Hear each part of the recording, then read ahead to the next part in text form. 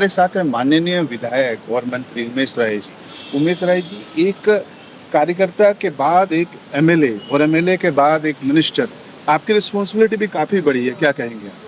नहीं, ये तो ज़िम्मेवारी है। मैंने पिछले 30 वर्षों तक भारतीय जनता पार्टी का संगठन का काम किया है। पिछले दिनों तो बड़ी ज़िम्मेवारियाँ मिली थी। मैं एक क्लस्टर का 5 लोकसभा का प्रभारी था। मैं 5 लोकसभा वाले 5 जिलों का प्रभारी कन्वीनर था पिछले 4 वर्ष। संगठन का काम किया था। एक ही बार सरकार के काम में अचानक से आना। यहाँ गाँव का भी विकास ठीक से नहीं हुआ, शहरी विकास तो छोड़ ही दीजिए। हम पूरे देश की तुलना में अगर आप देखते हैं तो बंगाल बहुत पीछे है शहरों के विकास में। स्मार्ट सिटी के नाम पर कुछ भी नहीं है। आने वाले दिनों में हम बंगाल के शहरों को उन्नत करेंगे और राष्ट्रीय मान पर ले जाने का प्रयास करेंगे। उसी को लेकर हमारा लगातार मीटिंग्स चल रहे हैं, प्लानिंग चल रहा है। आने वाले दिनों में आपको वो देखने को मिलेगा। आप हावड़ा से आते हैं, हावड़ा की मेन समस्या जल की रही है, रोड की रही है। आपने बोला भी है सुधार होगा, तो कब तक सुधार होगा और इसका क्या रोड मैप है? एकदम रोड मैप बन के तैयार है। हावड़ा नगर निगम और केएमडीए इनके साथ हम लोगों की एक इरिगेशन डिपार्टमेंट के साथ में एक जॉइंट मीटिंग हुई, जिसमें हावड़ा की जल निकासी की व्यवस्था के लिए एक मास्टर प्लान बनाया गया है। जो स्टॉर्म वाटर ड्रेनेज का मास्टर प्लान है, वो लगभग उसका एस्टीमेट 4,700 करोड़ रुपए का है। उसको हम लोग प्रयास करेंगे कि 2027 से वो काम उसका शुरू हो जाए। तो आने वाले 3-3.5 वर्षों में हावड़ा के जल निकासी की समस्या हमेशा हमेशा के लिए समाप्त हो जाएगी। पीने के पानी की समस्या मेरे विधानसभा में थी, उसका भी वो पूरा का पूरा प्रोजेक्ट बनकर तैयार है। तो अक्टूबर महीना तक उत्तर हावड़ा और बाली के कुछ इलाके में लोगों को शुद्ध पीने का पानी नए पाइपलाइन के माध्यम से मिलने की बात है।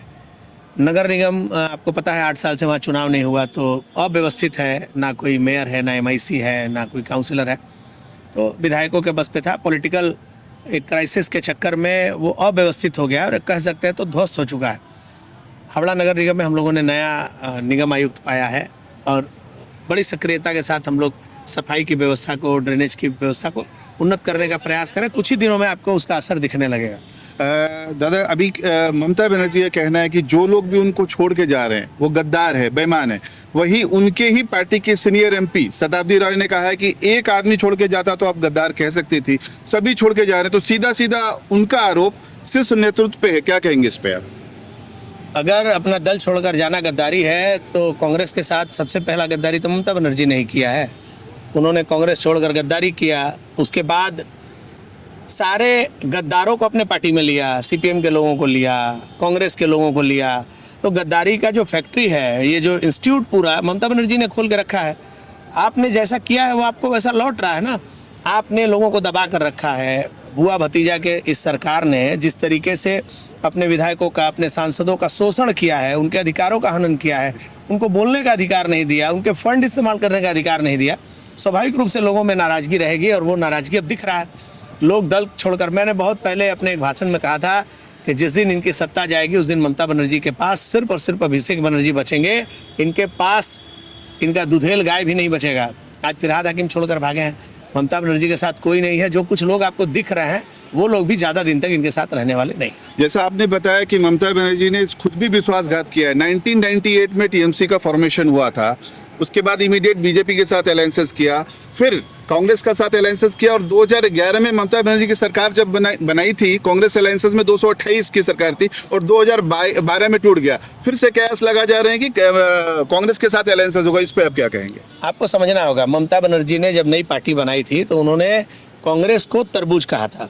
ये ऊपर से हरा दिखता है और अंदर से लाल है, मतलब सीपीएम का बी टीम। सीपीएम के बी टीम कांग्रेस को छोड़ के उन्होंने असली कांग्रेस, ग्रास रूट कांग्रेस माने तृणमूल कांग्रेस बनाया। और उसके बाद उन्होंने क्या किया, कांग्रेस से जो जीता था उसको अपने पार्टी में ले लिए। अब सरकार जब बनाने की बात आई 2011 में तो कांग्रेस को साथ ले लिए। फिर भाई कौन किसका बी टीम है? आज तो स्थिति ये हो गई कि ममता बनर्जी अपने सत्ता में रहने के लिए कुछ भी करने को तैयार है, किसी के साथ समझौता करने को तैयार है।